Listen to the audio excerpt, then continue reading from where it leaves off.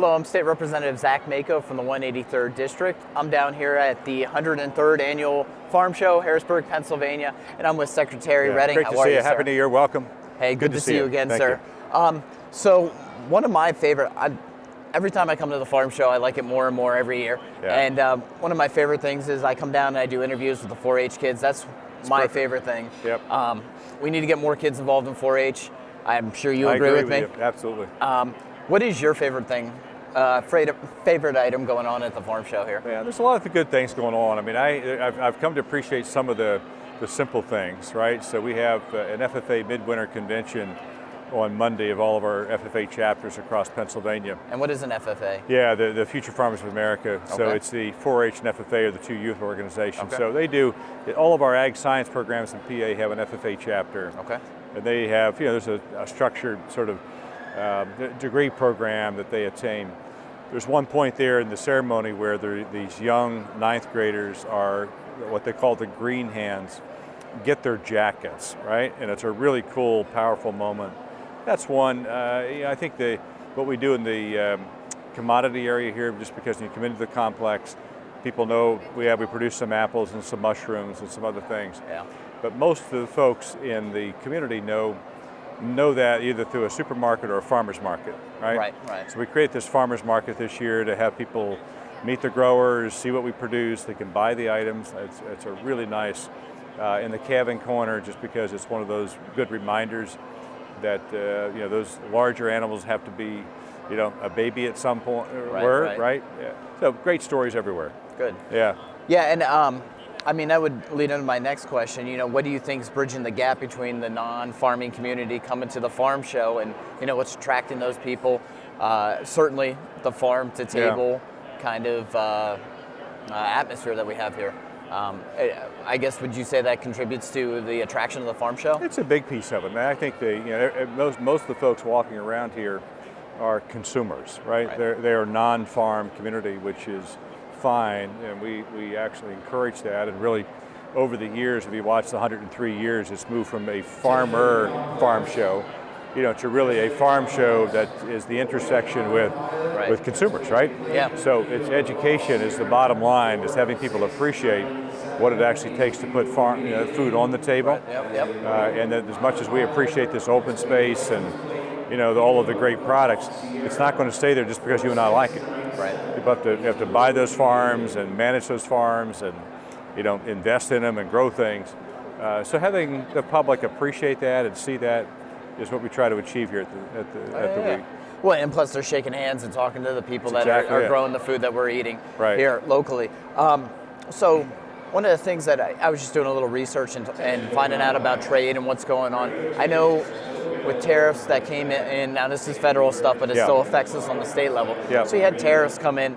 I read that, I guess back in December was the first time now China's starting to buy some of our soybean back now. Yep. So we're starting to see, I guess, a rebound in the market.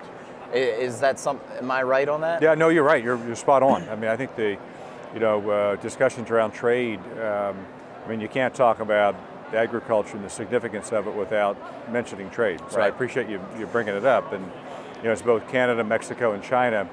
There are three largest markets for Pennsylvania products. They all happen to be in the news, right? Yep. In different ways. The hardwoods industry, 60% of their exports are to China.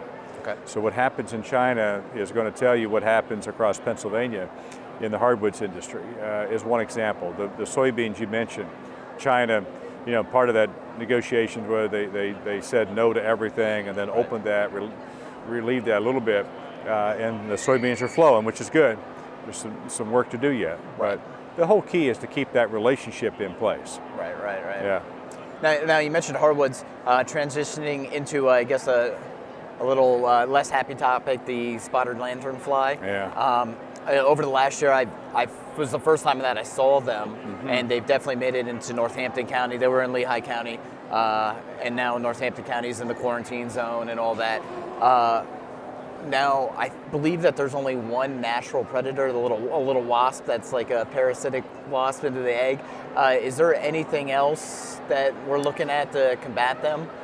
Well, we're looking at a lot of things. I mean, we've got 25 different research projects underway working with Penn State University and other Pennsylvania-based universities, but we're also looking around the country and the world for the science to help solve this problem. At this point, we need to understand the basic biology of the pest. It's been an interesting one just because the patterns of behavior are really intriguing. Okay. And so we're trying to figure that out. We still have it contained to the 13 counties it was in last year. We think heading into 2019, that's still where we are. Good. The truth will be told when time will tell on time that. will tell once they hatch out, but our goal is to contain it and suppress it. Okay. Yeah, I think the biggest thing is just for people to be aware of it and know what to do when they see them and run into the eggs and the larvae and the nymphs and all that. Yeah, it's a key piece because of while we're parallel on the research, we're doing a lot of work to sort of the ailanthus tree, which is one of the also an invasive plant that this pest feeds on. We're dealing with that and the spotted lanternfly. But the other key piece is education outreach and making sure that we don't move it places we don't want it. Right. So I recognize in the 13 counties you don't want it, didn't ask for it, but now what do you do, right? So keep it there, but don't asking folks not to take it out of that area if you can. So and be vigilant and look for and know what to look for. Yeah. And then so my last question is in regards to the hemp. We have the I guess 35 growers are approved.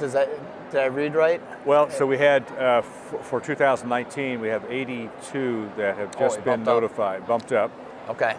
And there's going to be a further bump because the farm bill that was passed. The federal farm bill. Last month, I believe? Yeah, in December, it took off a lot of the restrictions of being able to grow. Hemp. There's still some, industrial hemp and PA. So we have 82. We're going to take the cap off of acreage. We're going to take the cap off of the number of permits that we issue. There's still some requirements for those producers to meet. Right. But we want to push this forward as fast as we can. Yeah, I mean, to me it makes sense. Hemp. Well, also, isn't this the first time in 80 years that hemp's being grown in Pennsylvania? Yeah. So that's good. And all the industrial uses of hemp, from paper to clothing to CBD oil for medical purposes. So I think that's huge. And I think I'm a big supporter of that. Well, so it's a rare moment when you can sort of reintroduce an old crop, right? It was a staple too, right? In the early colonies. You have townships named after hemp, right? So it was here. If you look at the history in terms of production, it was as prevalent as soybeans were 80 years ago. Right. Everybody had industrial hemp. You had a use for it. The seeds, the plant, the stems, and now we've got all this technology that we can apply to advanced manufacturing. And I don't know what I look at my car. The firewall and the dashboard are industrial hemp. I didn't know that. Yeah, it came out of Canada and China. Yeah. Right. Why aren't we growing it? Why aren't we growing it here? Right. I say it every time. I can take you to a local convenience store in Pennsylvania and buy the hemp hearts, which are hemp seeds. Okay. Which are the inner part. They come out of Canada. Yeah. Now, we can't produce them in your county or mine, right? So there's a lot of that stuff. It just doesn't make sense. So we know it's safe. We know we can use it. We just need the authority to do it. Right. And so we'll keep pushing that hard in 2019. Perfect. Yeah. Well, hey, sir, I appreciate your time, Great to see Secretary. you. Happy New Year and to you. take care. Thank you.